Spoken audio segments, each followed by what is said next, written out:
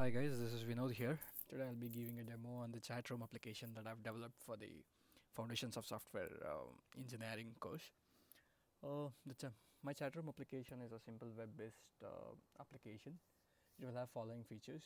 One, user will be able to log into the chat room using a username. So once it's there, if there were previous messages that were posted on the chat group, he'll be able to see the chat history of the chat room.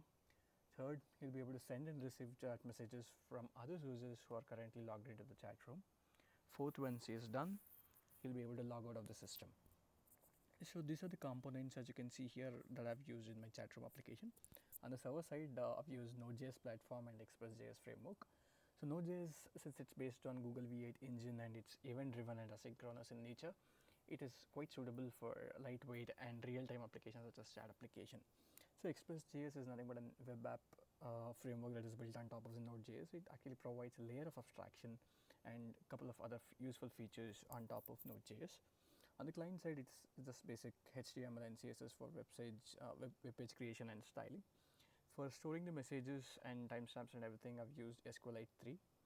And Socket.io is the main JavaScript library that enables bidirectional communication between the client and server through its WebSockets and such.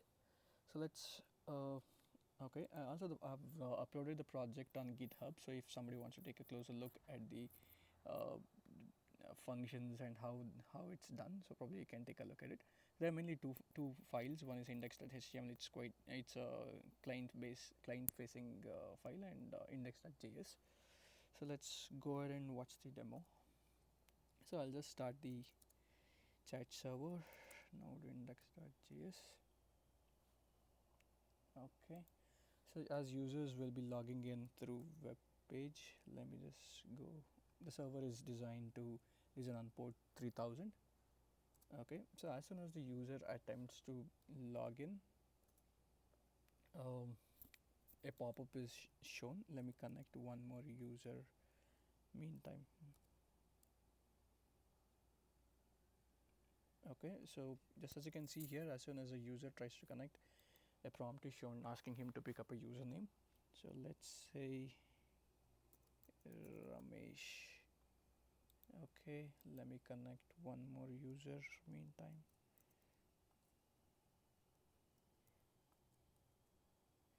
Okay, let's call him Suresh. Okay, so as soon as a user logs in, it checks for whether there is any previous chat history that is assigned to this particular chat room. Since this is a new thing, there are no chat history, so the user is directly landed onto the chat box instead of chat history. So now, since two people are connected, let's start chatting. Let's say, hi guys. Okay, so as soon as the user sends a message, so we are recording three things here. So one is his username, other one is actual message and timestamp. The same is written into the DB for showing these messages later as a chat history.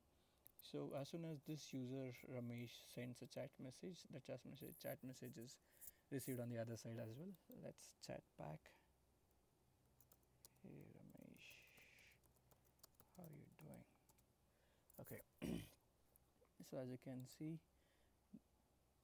the Socket.io handles this real-time chatting pretty well, and it almost simultaneously broadcasts it to the other users as well. Let's say, hey buddy. Okay, let's try to connect to one more user just to see. Okay, since we have a chat history now, let's see how chat history would do for a new user who would join now. Okay. Okay, let's call him Tommy.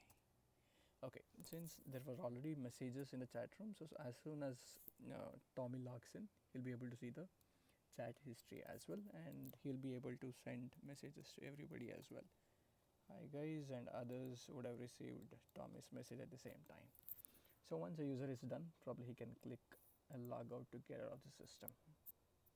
Okay, I think that's about it. Thank you guys for watching.